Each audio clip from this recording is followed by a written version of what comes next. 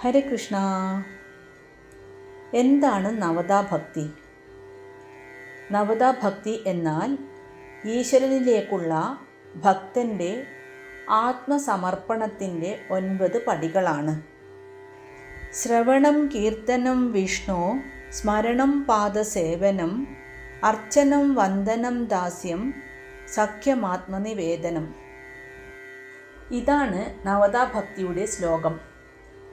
നവതാഭക്തിയുടെ ഓരോ രീതിയും പൂർണ്ണമായി അനുഷ്ഠിച്ച് ഈശ്വര സാക്ഷാത്കാരം നേടിയ മഹാഭക്തന്മാർ നമ്മുടെ പുരാണങ്ങളിലുണ്ട്. അവർ ആരൊക്കെയാണെന്ന് നോക്കാം. ശ്രവണത്തിലൂടെ പരീക്ഷിത് മഹാരാജാവ്, അതായത് ശുകമഹർഷിയിൽ നിന്നും ഭഗവത് കഥകൾ കേട്ടുകൊണ്ട് ഈശ്വര സാക്ഷാത്കാരം നേടി.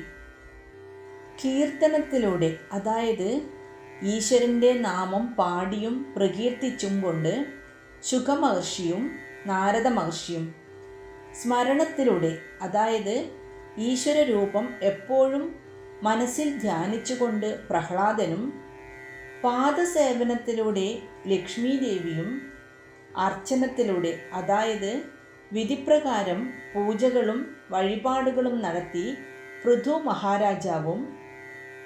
വന്ദനത്തിലൂടെ, അതായത് ഈശ്വരനെയും ഈശ്വരീയമായതിനെയും നമിച്ചുകൊണ്ട് അക്രൂരനും.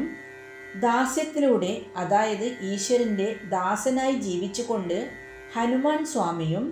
സഖ്യത്തിലൂടെ, ഈശ്വരനെ ഉറ്റ ചങ്ങാതിയായി കണ്ടുകൊണ്ട് അർജുനനും.